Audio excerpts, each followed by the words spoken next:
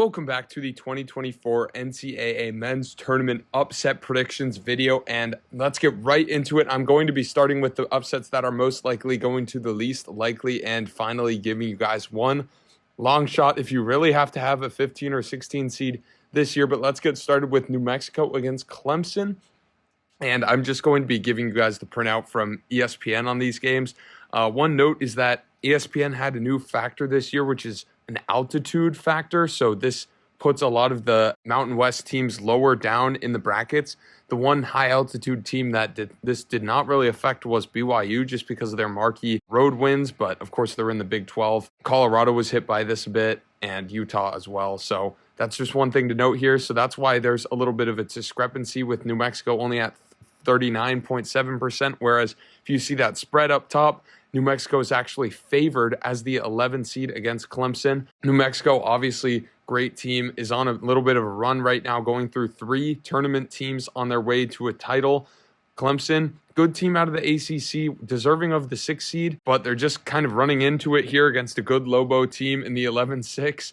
And the Lobos probably shouldn't have been an 11. I was very surprised by that seed for them. They're number 23 on KenPom. Clemson's a little bit lower, so I feel that this New Mexico being favored here is justified. Clemson has some good players with PJ Hall, Shefflin, and Hunter, but New Mexico is just loaded. They've got House, Mashburn, Toppin, Donovan Dent, and a bunch of other guys in depth. They like to run the ball. So as you can see, this over-under is pretty high at 149.5, but I wouldn't be surprised to see New Mexico win this one at all. In fact, I have it going in my bracket. The one thing that does give me pause is I have not heard a single person predict Clemson to win this game. Obviously, it's not really any value to have a 6 seed beating an 11 when they're the underdog, but that's just something to note there. Then we go to another 11 versus 6 game, and it's Oregon against South Carolina. And this whole season, I've been talking about how South Carolina was a little overrated. They are about 45 on KenPom. Oregon's around that as well. As you can see, Oregon's only 1.5 point underdog. So another great team that's running hot here after winning the Pac-12 tournament to look to see if they can continue their momentum going against South Carolina there. Oregon also is top 10 in the nation in minutes lost from their original starting lineup from the beginning of the season, and they only have about 8 or 9 players completely healthy, in a 1-game series with all this rest. That won't really hurt them unless they get into serious foul trouble. But they did well to get through the Pac-12 tournament, and I like them against South Carolina in this one in another 11-6 matchup in the Midwest. Then we've got James Madison against Wisconsin. And for this, I'm just going to say, don't be fooled by Wisconsin's recent run in the Big Ten tournament. Before that, they were very up and down. I would not be surprised if James Madison won this one. Obviously, James Madison did not play a lot of marquee out-of-conference games, but one they did was a overtime win at Michigan State. So that was a marquee win, a true road game as well. This one's going to be very neutral site at the Barclays Center, as you can see there. The spread here, only 4 in the hook.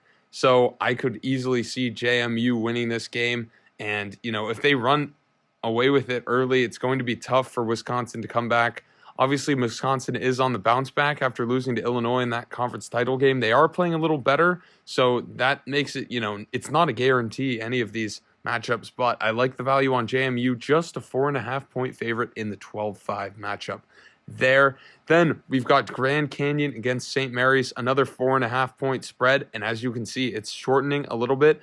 ESPN's not as high on this matchup because, again, Grand Canyon kind of has that altitude effect going against them. St. Mary's also has absolutely juiced their rating with some of those final scores you're seeing there. They just absolutely demolish these lower tier teams. Grand Canyon has kind of fallen down the stretch here. You can see that they've won their last 5, but they struggled in conference play, getting 3 losses to inferior opponents. Outside of conference, though, there's a lot of reasons to look up. San Diego State, they were able to get on their home floor and win there. And then also, they played South Carolina pretty tough for most of that game on the neutral court there. So I like Grand Canyon as a potential upset pick here, but if St. Mary's does win, I wouldn't be surprised if they're able to go far. This one is in Spokane. St. Mary's has a little bit of prior experience there. They beat Gonzaga there already, so I wouldn't be surprised if they are able to win there and have a lot of fans to back them up. Now we go to the 14 line, and I wasn't sure there was actually going to be a 14 that I'd like this year just because of how many Conference 1 seeds lost in their tournaments and how many just lower seeds won. But Morehead is one that I like. They were a 3 seed in their conference, the Ohio Valley, but went through the tournament. They actually lost the conference on a tiebreaker. As you can see, this spread is down to 12.5 from 13.5. I like Morehead on the spread, and every once in a while, they'll win this game. So a couple of things that I pointed out in my regular bracket video: Morehead State, they play very slow. As you can see, those final scores, most of them are lower there. Illinois really likes to play fast, but I think Morehead can slow them down here. That creates a game with more variance. They also shoot a lot of threes, so if they can get hot from behind the arc, I think that they can capitalize on that and extend that 10% win probability that ESPN gives them there. The final thing, one of their critical flaws in one thing that you really saw out of conference was that they just turn the ball over so much. Illinois, they don't really play any defense, so they don't really force any turnovers. They're not really hustling after the ball unless it's on offense. Morehead State, I think this is a good matchup for them for all of those reasons. I like them to potentially be a 14 seed spoiler here for an Illinois team. It looks crazy because of what the run Illinois just went on in the Big Ten tournament, but they won a couple close games, especially that Wisconsin one. And I really think, they were down to Nebraska earlier. If that happens to Morehead State, I'm not sure they're going to be able to keep coming back from these huge deficits. So I like Morehead State to potentially get that upset there, but at least cover the 13. And then finally, we've got Charleston against Alabama, and this is the highest total that there has been in quite a few years in the tournament. I'm not sure when it goes back to, and as you can see, that total's risen slightly up to 172. Both of these teams like to get out and run, and that's one of the reasons that you might think, Charleston might not be able to get it done here.